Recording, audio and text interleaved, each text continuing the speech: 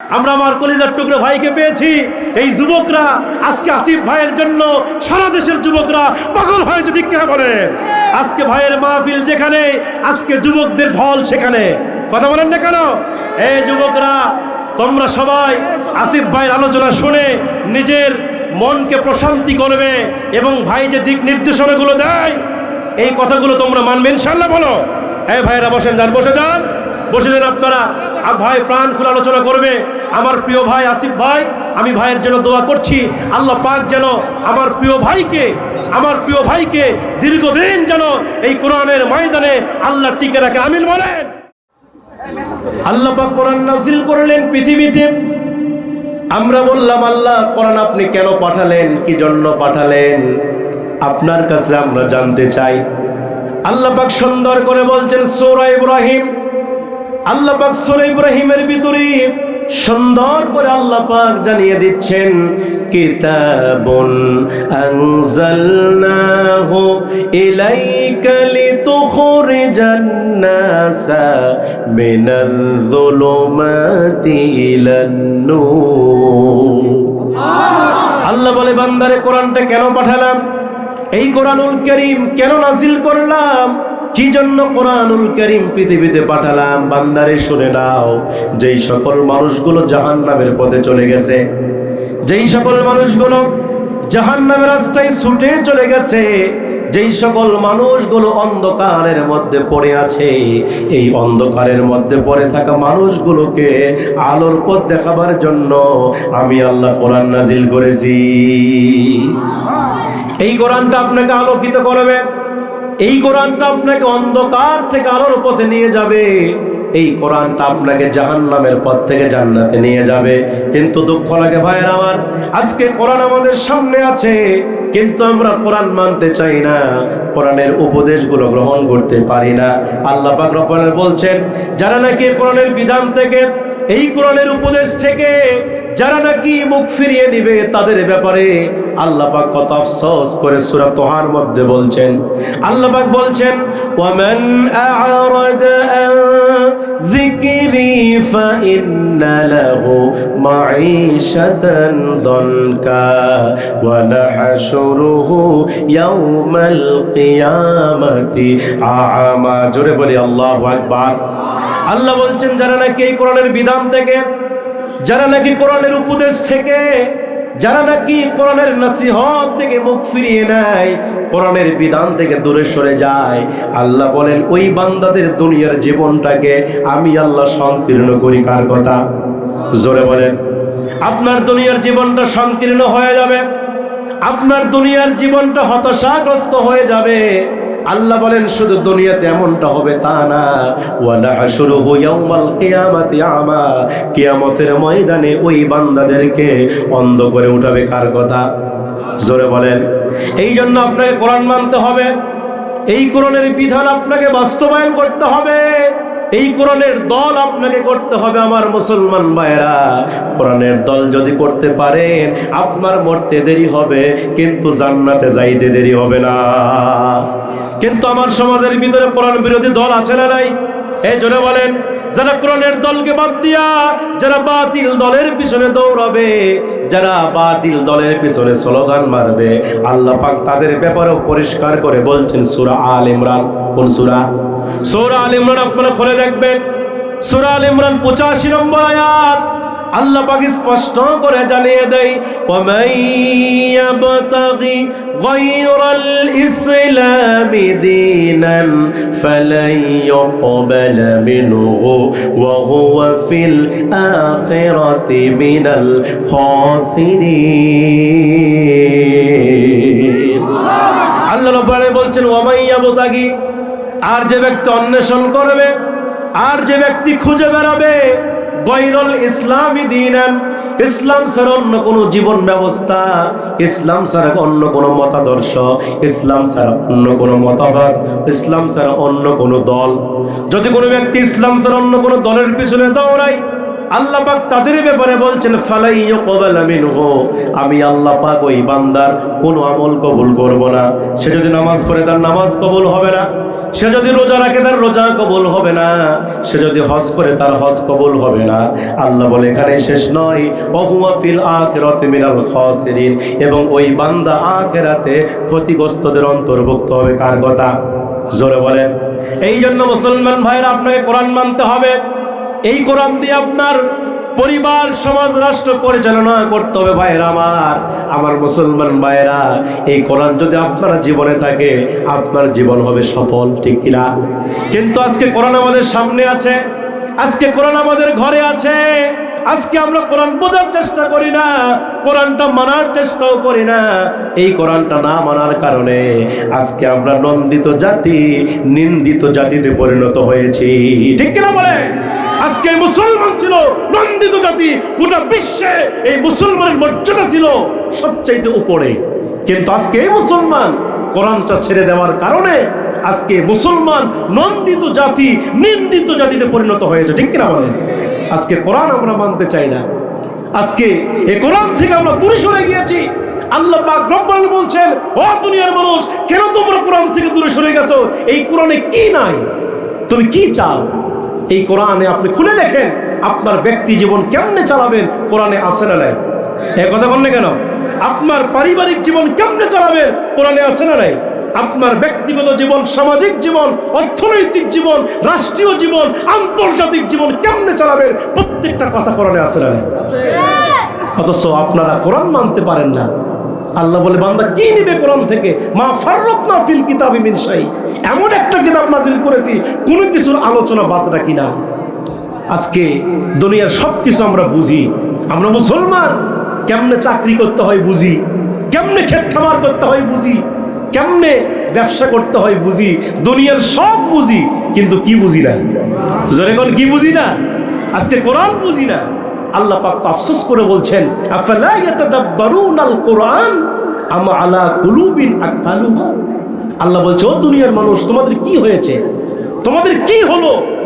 তোমাদের কি হয়েছে? কেন তোমরা আমার কোরআন নিয়ে রিসার্চ করো না? কেন আমার কোরআন নিয়ে গবেষণা করো না?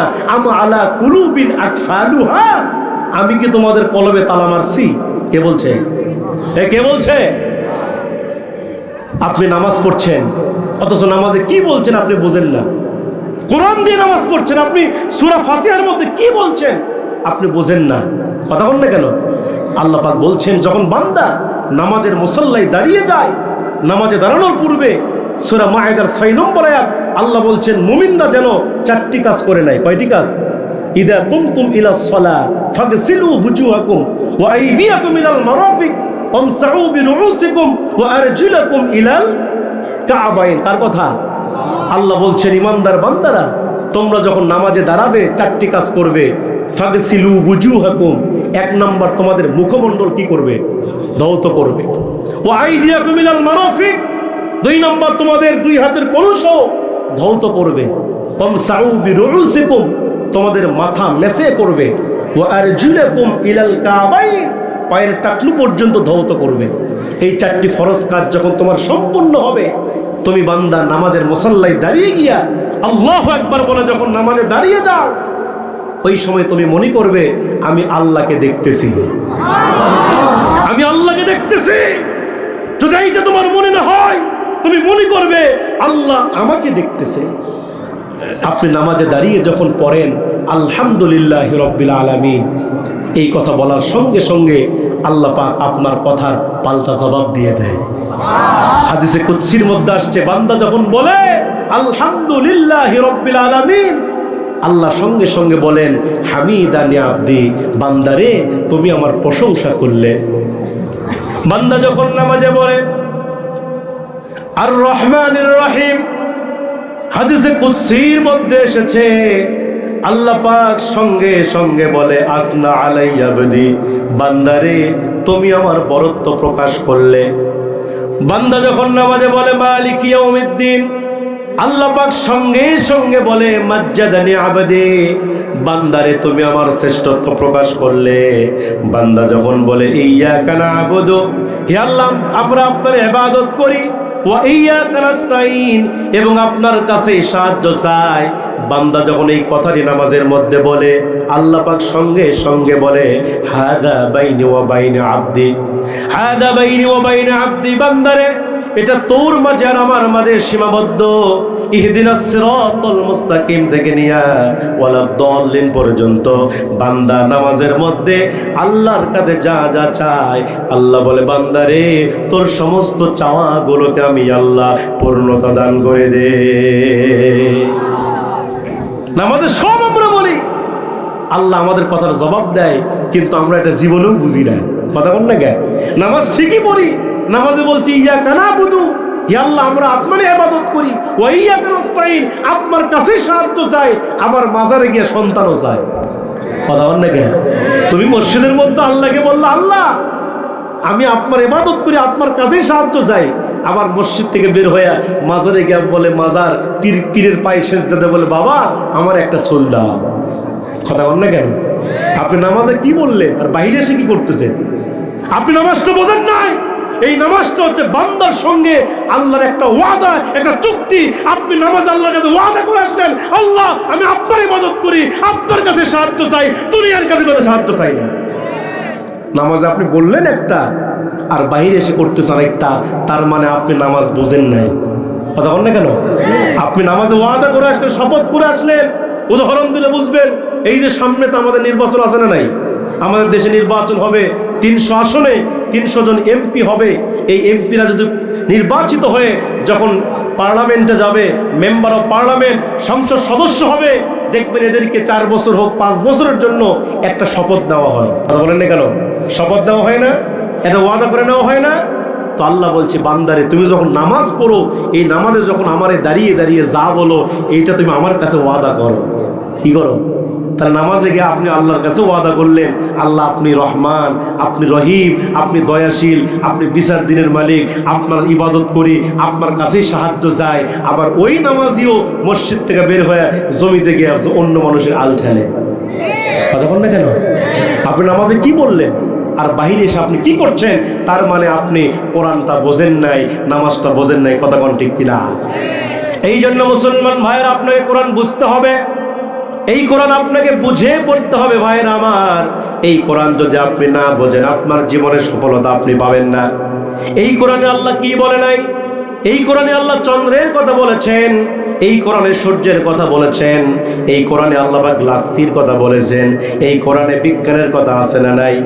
ইয়াসিন ওয়াল কুরআনিল হাকিম, এই কোরআনটাই হলো একটা বিজ্ঞান। আল্লাহু আকবার। এই কোরআনে আল্লাহ বিজ্ঞানের কথা বলেছেন, এই কোরআনে আল্লাহ পাক অসংখ্য নবী রাসূলদের কথা বলেছেন।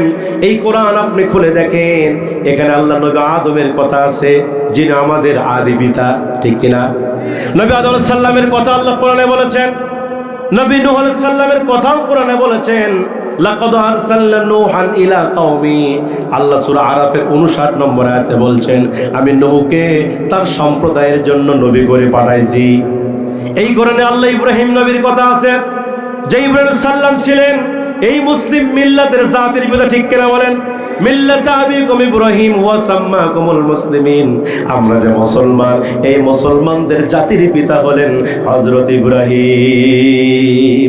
জাতির পিতা কে? জাতির পিতা কে? কিন্তু 16 বছর ধরে এই বাংলাদেশের মুসলমানকে বোকা মেরে ধোঁকা দিয়ে বলেছে জাতির পিতা নাকি শেখ মুজিব। এই কথা বলেন না কেন? আমরা কখনো মানি নাই, মানবো না। আমরা স্লোগান দিয়েছি শেখ মুজিব খোলার ডিম, জাতির পিতা ইব্রাহিম। আপনি কার সঙ্গে কাকে মিলান? কোথায় শেখ সাদি আর কোথায় বকরিল্লাদি? এই কথা বলেন না কেন? কোথায় জাতির পিতা আর কোথায় সেরা স্যান্ডেলের ফিতা? আপনি কার সঙ্গে কাকে মিলান? আপনি ক্ষমতায় বসে কি না করেছেন? আপনি আজকে আপনার বাবার মূর্তিগুলো ভেঙ্গে মাটির সঙ্গে মিশিয়ে দেওয়া হয়েছে। কথা কোন ঠিক কিনা? এই জন্য ইব্রাহিম সাল্লাম জাতির পিতা, তার কথা কোরআনে আছে না নাই? 1 নয় 2 নয় 3 নয়, নবী ইব্রাহিমকেও এই জালিমরা আগুনের মধ্যে নিক্ষিপ্ত করেছে। ইব্রাহিম সাল্লামকে যখন আগুনের মধ্যে নিক্ষিপ্ত করা হলো, ফেরেশতা এসে বলছেন ও আল্লাহর পয়গম্বর ইব্রাহিম, আমরা আপনাকে সাহায্য করতে চাই। ইব্রাহিম সাল্লাম বলছেন আপনাদের সাহায্যের দরকার নাই। সুবহানাল্লাহ কর। আপনাদের সাহায্যের দরকার নাই। আল্লাহর ফেরেশতা, আমি কেন আপনাদের কাছে সাহায্য চাইবো যে আল্লাহর দাওয়াত দিতে গিয়া, যে আল্লাহর কথা বলতে গিয়া আজকে আমি ইব্রাহিম আগুনের মধ্যে নিক্ষিপ্ত হয়েছি। ওই আল্লাহ কি আমাকে দেখে না? আল্লাহু আকবার বলে, ওই আল্লাহকে আমারে দেখে না? এই কথা যখন ইব্রাহিম সাল্লাম বললেন, আল্লাহ পাক আয়াত নাজিল করে আগুনকে জানিয়ে দিলেন, কুল্লা ইয়া নারু কুনি বারদাও ওয়া সালামান আলা। আল্লাহ বলছেন, এই আগুন তুমি ইব্রাহিমের জন্য শান্তিদায়ক হয়ে যাও। আল্লাহু আকবার বলেন। তাহলে ইব্রাহিমের কথা কোরআনে আছে না নাই? এই কোরআন খুলে দেখেন, ইব্রাহিমের কথা আল্লাহ বর্ণনা করেছেন। এই কোরআনে আল্লাহ পাক নবী মূসার কথা বলেছেন। মূসা আলাইহিস সালামের কথা এক জায়গায় দুই জায়গায় নয়, আমার আল্লাহ পাক হযরতে মূসা নবীর কথা অসংখ্য জায়গায় বলেছেন। অসংখ্য জায়গায় মূসা নবীর কথা বলেছেন। যেই মূসা আলাইহিস সালাম আল্লাহ পাকের জলিলুল কদর পয়গম্বর ছিলেন, যেই মূসা আলাইহিস সালাম আল্লাহর সঙ্গে ডাইরেক্ট কথা বলতেন, যার কারণে আল্লাহ পাক মূসাকে উপাধি দিয়েছেন কালিমুল্লাহ।